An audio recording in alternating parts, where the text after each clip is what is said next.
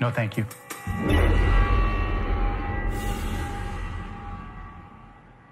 Like the video, or this will fall into your mouth tomorrow. Hey everyone, and welcome back to Mind Hub. Shark Tank has had some big winners in its time, but it's also featured plenty of rejects. Happily, however, a lot of these rejects have gone on to become million-dollar ideas on their own, and some even managed to hit the billion-dollar mark as far as market value is concerned. Don't forget to like this video and subscribe to Mind Hub. Also, comment millionaire, and we'll give a lucky winner a shout-out in the next video. 10. Voyage Air Guitar. This folding guitar seemed to the Sharks to be nothing more than an elaborate joke with a working prototype when founders Jeff and Josh Cohen showed up to pitch their business on the hit show. The father-son duo founded the company themselves and just knew that they had a big-ticket idea on their hands. Their enthusiasm didn't wow the Sharks, however, and they ended up walking away at the end of the filming without a deal on their hands. It didn't matter that they had paired up with an already established guitar maker, Harvey Leach, who had been at it since 1972.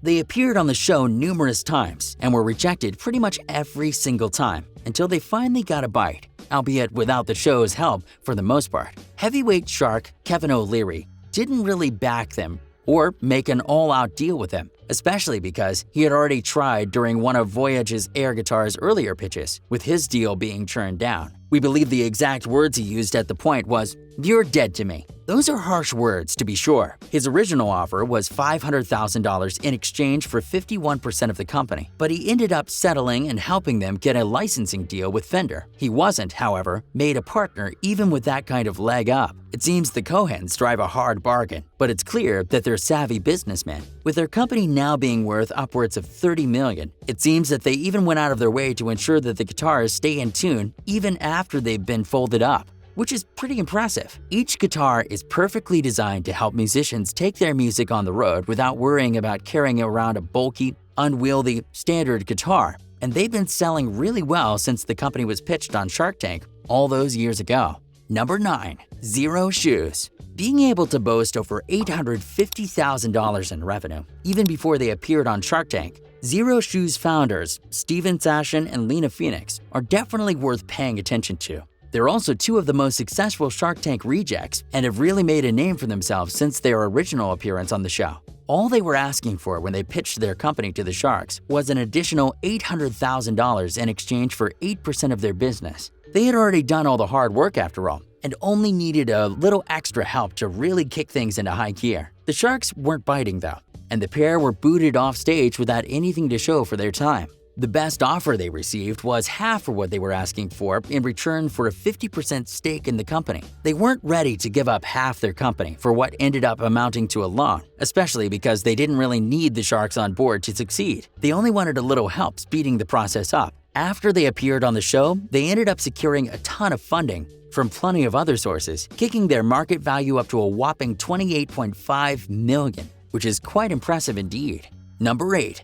Hycon LLC. A suave businessman with a groundbreaking idea under his belt, Hycon founder Jeff Stroop popped into Shark Tank Studios to give the Sharks a once-in-a-lifetime opportunity, which is definitely saying a lot. He already had a product and had already proved that it was a hot-ticket item. All he was hoping for was a little extra cash to help him grow his business and take it to the next level. It looked like he was good to go when he ended up making a deal with Mark Cuban on the show. Things went south after the cameras stopped rolling, however, and he ended up calling the deal off when he said that Cuban tried to change the deal after the fact. This all happened behind closed doors, and the two haven't given any specifics about what ruined the deal. But we suspect that Cuban got a little greedy and tried to squeeze Jeff for a larger stake in the company. Stroop knew when he cut ties though and told Cuban to shove it, promptly setting off on his own once again. He wasn't about to be pushed around regardless of who happened to be doing the pushing. This worked out really well for him, and he secured all the funding he needed from a variety of other investors who weren't asking for quite as much as Cuban was in return. The result is a success story that ended up making everyone involved extremely wealthy, and the company has only continued to grow since then. Hycon is now worth well over the $5 million that Stroop had envisioned. It looks like he's really been making some serious waves, and he's been getting involved with some pretty high-tech partners, which suggests that his business will only continue to grow from here on out. Number 7. First Defense Nasal Screens. Now sold in over 40 countries worldwide, First Defense Nasal Screens has built a massive list of happy customers eager to get their hands on their nasal guards. In fact, they basically have exclusive rights in the world of nasal guards in India, which is super impressive to say the least. The founder of the company, Joseph Moore, had already secured an $8 million contract when he showed up on the show to pitch his product. He wasn't about to get screwed over by investors hoping to take more than he was ready to offer, however. And while the sharks did show plenty of interest, none of them approached Moore with the right deal. They all asked for too much of a stake for too little money up front, and Moore was confident turning them all down, one by one. He had already built a massively successful business by himself after all, and just wanted a leg up to really help the company make its mark on a global sense. He managed to get a ton of interest after his episode aired, and investors then started pouring in, eager to throw their money at Moore without trying to take what he had built with his bare hands like the sharks tried to do.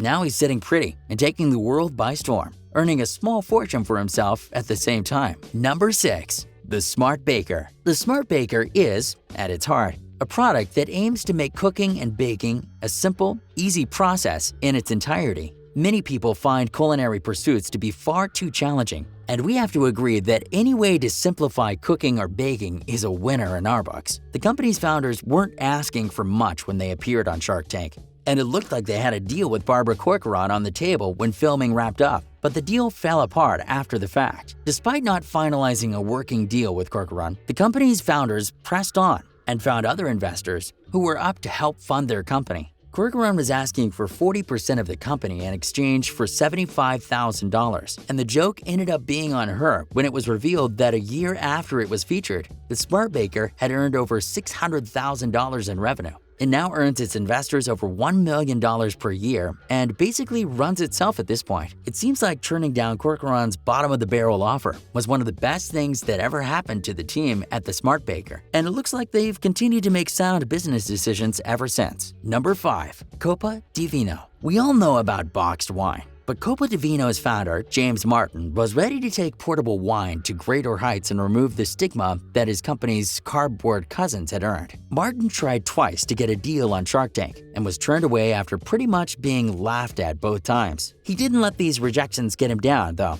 and continued to press on, confident that his ideal for upscale portable wine was a serious winner. He just needed to find the right investors and realized, to his short-lived dismay, that the sharks just didn't have their head in the game. The company ended up being one of the most successful of Shark Tank's rejects not too long after his second appearance, and it now sells its products in over 13,000 locations. Martin's company now rakes in over $25 million annually, which isn't bad at all considering what he had to go through to get to that point. The sharks were hesitant about taking James' word for the fact that he was sitting on a potential gold mine, but other investors came through for him so that he could give the people what they wanted. We had no idea that the idea would end up being so wildly successful, but we still have to tip our hats to Martin for really working hard to ensure that his product ended up being as successful as it did. Number 4. Hammer and Nails. This male-oriented nail salon was laughed at when founder Michael Elliott showed up on Shark Tank to pitch his idea.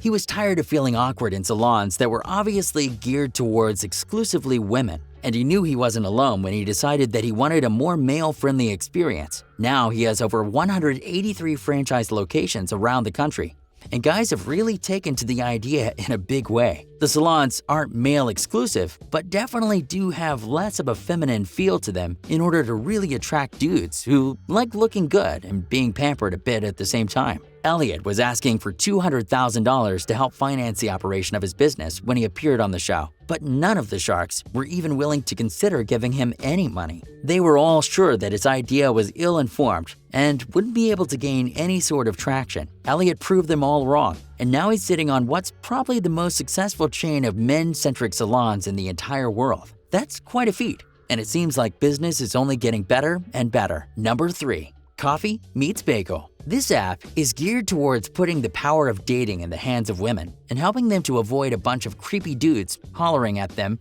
for their digits without end. The women involved get to call the shots and choose potential suitors. By women and for women, the app showed a lot of promise, especially because it's already clear that many dating apps tend to involve guys being a little uncouth with reckless abandon. The founders, a group of sisters who were tired of the same old dating apps, received some interest from Mark Cuban, who offered $30 million to help them out. His deal ended up being hinged on him taking control of a large portion of the company, however, leading to the trio to reject him because they weren't ready to hand that much of their company over to someone else. This ended up being a great move for them, and they received $11.2 million in funding not long after they appeared on Shark Tank. They've since been able to grow rapidly, and soon the team of sisters will probably be able to offer Cuban a loan without missing a beat if he ever needs one. Number 2. Ring. After failing to make a deal on Shark Tank, the founder of Doorbot, Jamie Siminoff, managed to rebrand his company and gain some serious attention. It seems that the company was bought out by Amazon to the tune of $1 billion straight up. Siminoff was asking for $700,000 when he appeared on the show in exchange for a 10% stake in the company. O'Leary definitely showed keen interest and offered to pony up the $700K,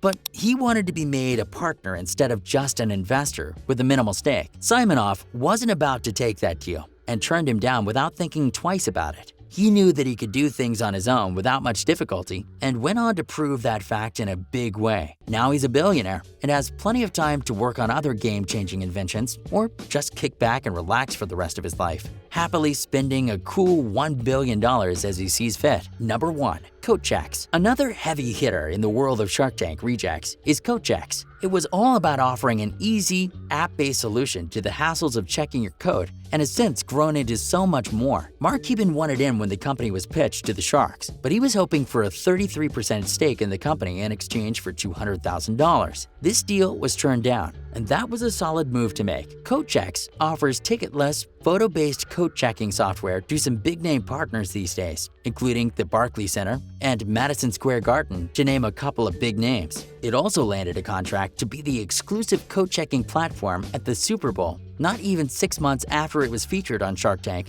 and it's picked up plenty more huge clients since then. The company continues to grow these days and is really doing some brisk business, even without the help of the Sharks.